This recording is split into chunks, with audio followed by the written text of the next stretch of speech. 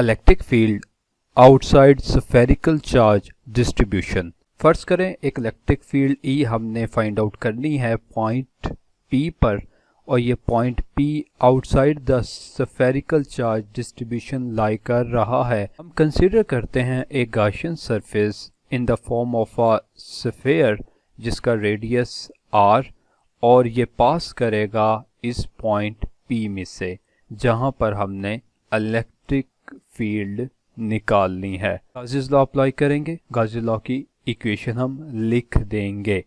Problem के मुताबिक electric field और वेक्टर एरिया दोनों आपस में पैरेलल हैं, तो angle will be 0 degree. Angle को रिप्लेस करेंगे और we will left with equation 2। Surface area integral बराबर होगा स्फीयर के लिए 4 पाई r स्क्वायर के। चार्ज के लिए इंटीग्रेट करेंगे जिससे हमें sum of the all the charges मिल जाएगा जो कि q के बराबर होगा। वैल्यूज को रिप्लेस करेंगे and we will left with this equation. इसको सिंप्लीफाई करके हमारे पास फाइनल इक्वेशन 3 आ जाएगी। ये इलेक्ट्रिक फील्ड होगी at a point P due to spherical charge distribution. अब ये इक्वेशन वही है जो हम किसी एक पॉइंट चार्ज के लिए फाइंड आउट कर रहे होते हैं। इक्वेशन 3 में हम मजीद डेरिवेशन करते हैं। हम कहते हैं कि अगर वॉल्यूम चार्ज डिस्ट्रीब्यूशन यूनिफॉर्म होगी तो इंटीग्रल डेल्टा क्यूब बराबर होगा क्यू के, और ये बराबर होगा स्फीयर के लिए 4/3 पाई r क्यूब रो के। अपनी वैल्यूज को हम इक्वेशन 3 में रिप्लेस करते हैं तो हमारे पास ये इक्वेशन आ जाएगी। इस इक्वेशन को हम सिंप्लीफाई करते हैं, जो फैक्टर कैंसिल आउट होते हैं उन्हें कैंसिल कर देते हैं और बाकी इलेक्ट्रिक इंटेंसिटी इक्वेशन यूं बचेगी।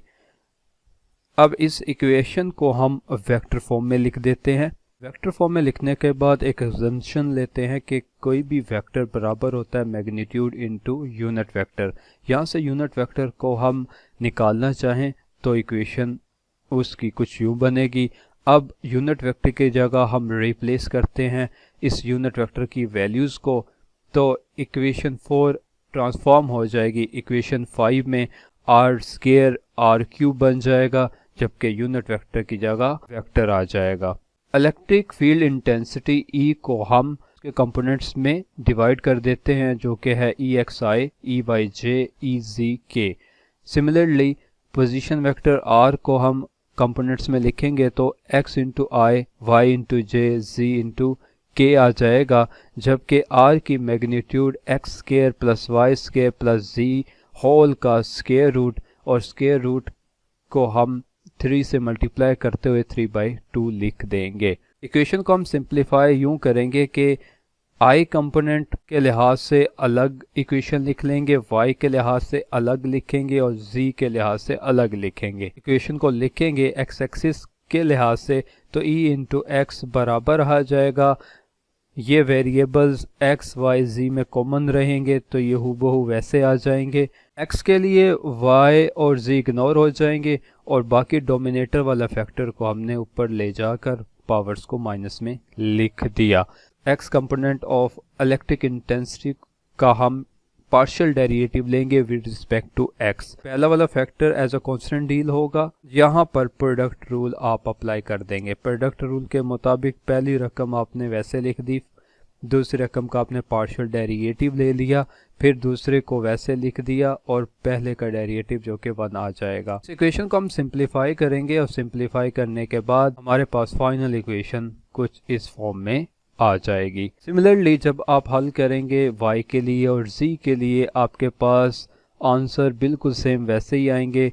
ये वेरिएबल सेम वैसे ही रिप्लेस हो जाएंगे, जहां पर x था वहां पर y आ जाएगा और z की केस में भी जहां पर x था वहां पर z आ जाएगा और बाकी इक्वेशन में कोई भी चेंज नहीं आएगा। अब हम डिवर्जेंस लेते हैं इलेक्ट्रिक इंटेंसिटी की।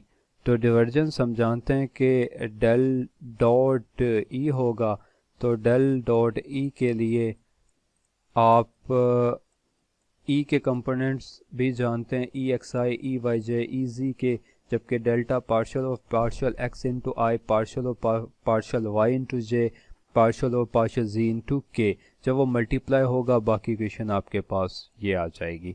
इस इक्वेशन में हम वैल्यूज़ को रिप्लेस कर देते हैं जो कि हमने निकाली हुई हैं। वैल्यूज़ को रिप्लेस करेंगे, मैथमेटिकल स्टेप्स करेंगे और with the help of algebra हम इसको सॉल्व आउट करेंगे और फाइनल इक्वेशन कुछ इस फॉर्म में आ जाएगी। इस यहाँ से जो वेरिएबल्स कैंसिल होते हैं अगेन उन्हें कैंसिल करेंगे और माइनस और प्लस वैल्यूज़ एक दूसरे को कैंसिल आउट करेंगे, रिजल्ट विल बी 0 और 0 जिस चीज़ से मल्टीप्लाई होगा ये सारी क्वांटिटी 0 हो जाएगी। इलेक्ट्रिक इंटेंसिटी की डाइवर्जेंस आउटसाइड स्फीयर के केस में 0 होगी। यहाँ पर एक हम रिजल्ट यूज़ करते हैं। इस रिजल्ट के मुताबिक डाइवर्जेंस ई की बराबर होती है रो ओवर एल एप्सिलॉन नॉट के। सो डाइवर्जेंस 0, इसका मतलब है कि रो एट पॉइंट पी भी क्या होगी 0 होगी। So charge density outside the spherical charge distribution 0 होगी।